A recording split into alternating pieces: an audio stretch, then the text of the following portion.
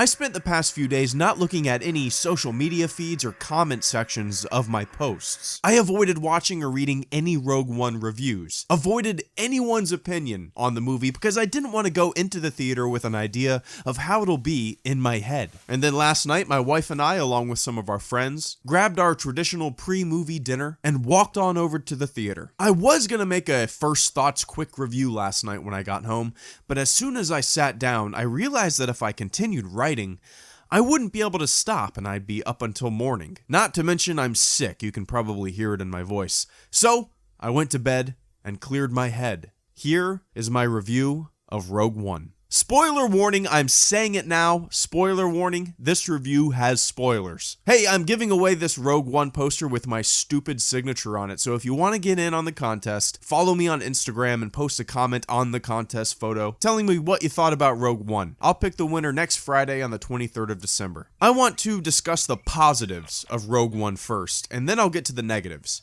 I have a lot of negatives. The action in the movie was exactly what I was hoping for. There were some pretty brutal scenes. At one point, K2SO basically executes a stormtrooper who's writhing on the ground. I think it was K2SO, if I'm remembering that correctly. The in-your-face shaky camera as stormtroopers are running across the screen was great to see in a spin-off film. The overall hectic nature of the battle that I was hoping for is what I got. They gave us a realistic and gritty look at combat in the Star Wars universe. The look of the movie was grade A Star Wars. Everything was used and abused, as it should be. I really have three, I guess you could call them favorite characters in the movie. Jen Erso, I thought Felicity Jones did a fantastic job.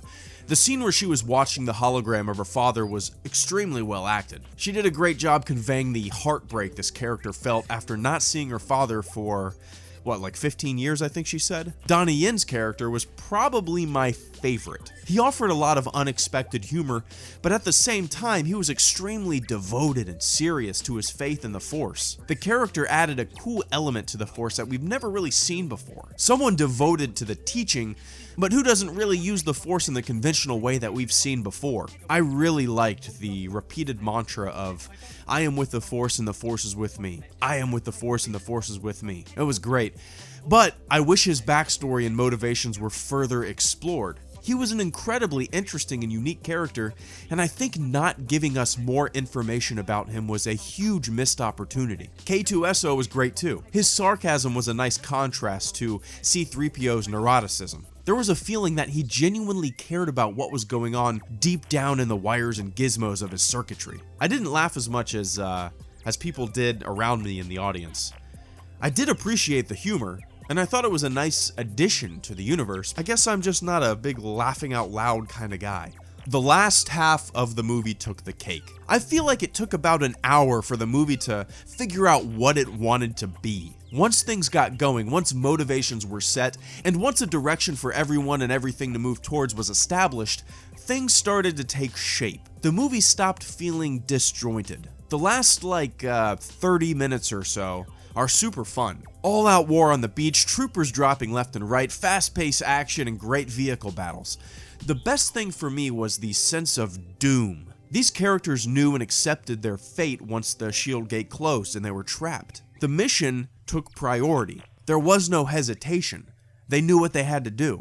The best scene in the entire movie for me, and it was very unexpected that I would enjoy a scene like this, was Darth Vader in the hallway at the end. I didn't think I wanted to see something like that, but what made the scene so impactful wasn't necessarily because it was Darth Vader. It was more the reaction of the rebels. They were so frantic. The rebels were clawing at the door trying to get out, horrified. They were passing the plans down the hallway, getting cut down, sacrificing themselves one after the other. It was like if you were trapped in a locked cage with a hungry lion. That was fantastically well done.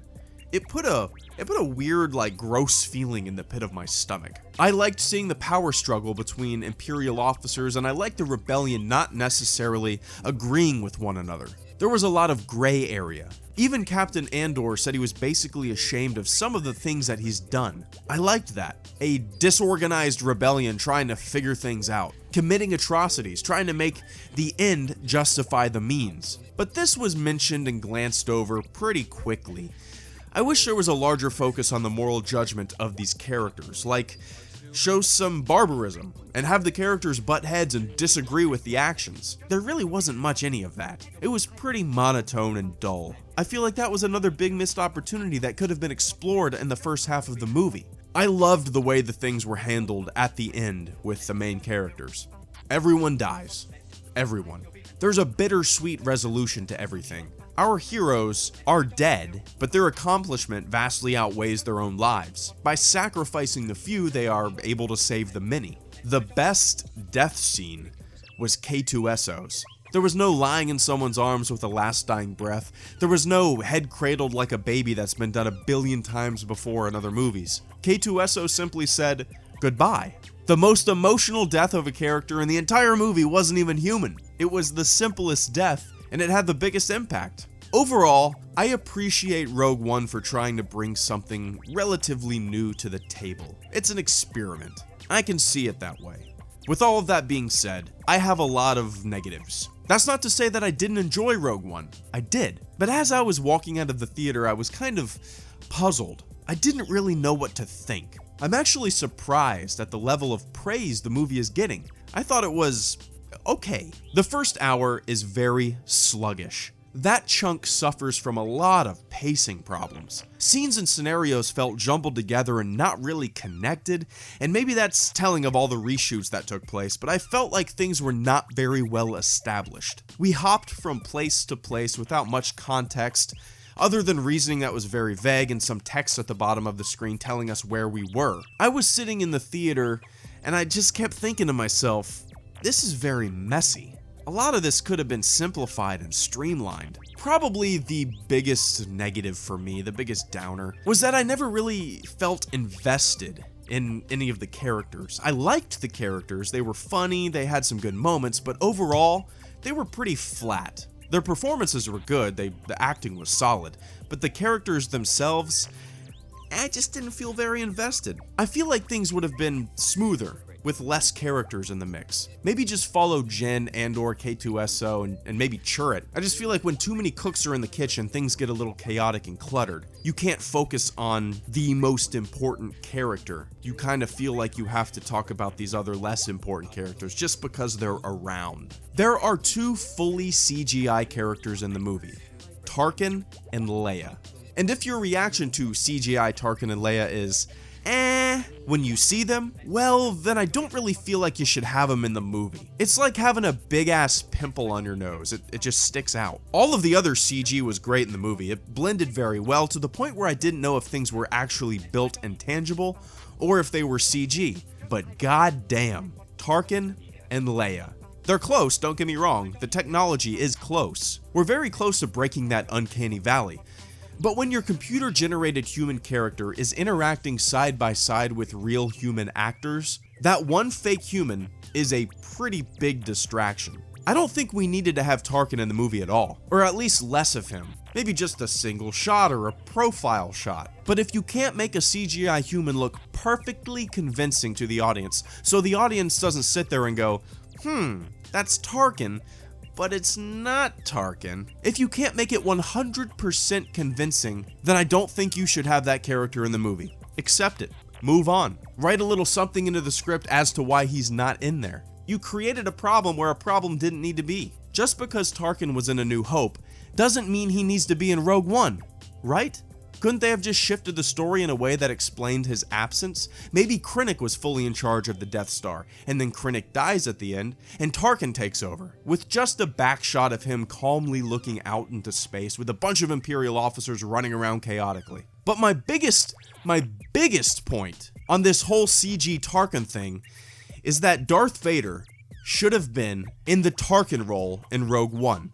He absolutely should have. Director Krennic should have talked to Vader instead of Tarkin throughout the movie. Doesn't that make more sense? Wouldn't that have been a bigger impact overall? Wouldn't that have streamlined things? You know, for the past 2 years, I've always said that I wanted Vader to be subtly used, just pulling the strings behind the scenes. But he didn't really even do that. I think the main Imperial interactions that we saw should have been between Vader and Krennic. You still wouldn't have seen too much Vader, but at least he would have been more integral to the story, more of a puppet master, and we could have gotten rid of that video game Tarkin. And to continue talking about the CG humans, Leia shows up at the end. We see her standing there with her back towards us, and I was hoping with all the hopes I have that she would not turn around. But as she turned around, we saw her from the side at first, and I was like, oh wow, that looks exactly like her. And yikes, she turned around. Again, just have her standing there with her back towards the camera, or just a simple profile shot telling us that she's there. It was pretty jarring. It kind of took me out of the movie. Just wasn't necessary. The biggest thing that I rolled my eyes at was seeing good old Cornelius from the Mos Eisley Cantina. You better watch yourself. The lady next to me, sitting next to me in the movie theater, was like, wow, it's that guy. And I was like, wow, it's that guy. I was really hoping that all of the callback stuff was out of their system with The Force Awakens. But I feel like Rogue One had more completely unnecessary callbacks than The Force Awakens. Was seeing R2-D2 and C-3PO for 5 seconds necessary? No, it wasn't. It's weird to me when people clap at that stuff. I don't know, maybe I'm the weird one, but that stuff just doesn't appeal to me. I view it as a crutch. I'm a Star Wars fan, obviously, but I am not a fan of that level of fan service. I briefly talked about the characters being flat, but the interaction between characters left a lot to be desired too. In The Force Awakens, Rey had spunk. In A New Hope, Leia had spunk. In Rogue One, no one had spunk, except for the robot. All of the characters felt like they were written as the same character and then divided into 5 different characters without very many unique characteristics. They rarely had any conversations as a group. There really wasn't much of a good dynamic between them. Do you remember any quips or witty lines? Do you remember any lines at all said between characters? The music was, I don't know. All the Star Wars movies have iconic music. Music that when you hear it, you instantly know what scene it's from. Music that is impactful and memorable. When I came out of the theater after seeing The Force Awakens for the first time, I was humming Rey's theme. But with Rogue One, I can't think of a single piece of music that stood out. A single piece of music that felt like it was going to be remembered. Am I wrong about that? Do you guys remember any of the music? Any melodies? I don't. I didn't find any of the music to emotionally enhance any of the scenes, like the music does in every other Star Wars movie, prequels included. And yeah, John Williams didn't score Rogue One, and that might have a lot to do with it. But Michael Giacchino is an awesome composer. I love the music in every movie he's scored that I've seen, but Rogue One, I don't know. I know Michael Giacchino didn't have much time to work on the score for the movie. He only had a few months, so I'm sure that's probably a big reason behind it. So I don't know what else to say. I liked a lot of what Rogue One had to offer, but I'm pretty disappointed overall. Yeah, there are some really cool parts, and when the movie got going over halfway in, when the movie kind of figured out its direction, it started to get pretty fun. The action was great. It was exactly what I was hoping for. I like how the flaw in the Death Star was put there on purpose. I think that's pretty neat. It adds another layer to A New Hope, my favorite Star Wars movie. But a lot of the first 2 acts felt sloppy. Was there even 3 acts, or was there a long first act and then a short second act? I don't know. I'm disjointed myself. It's fine to be underwhelmed and slightly disappointed, right? There's a lot of Star Wars on the horizon, and not everything is going to appeal to everyone. I'm glad it's getting so much praise. I'm super happy that most people seem to really like it. I guess I'm in the minority, which is fine. We've all disagreed before. The parts that I enjoyed are definitely overshadowed by the parts that I didn't. I'm legitimately surprised about how much praise it's getting. That's not a bad thing. I'm just surprised. I think my reaction to Rogue One is identical to my reaction to Gareth Edwards' Godzilla movie. It was okay. If I had to do the typical critic thing and give Rogue One a letter grade, I'd give it a C. Anyway, it's time to set our sights on Episode 8. Rian Johnson is directing the next chapter of the saga. I absolutely love his movie Looper. I can't wait to see what he brings to the franchise.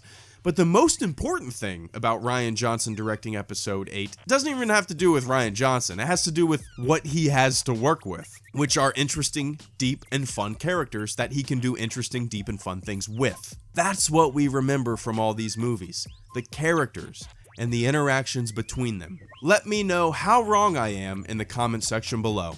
HelloGreedo, out.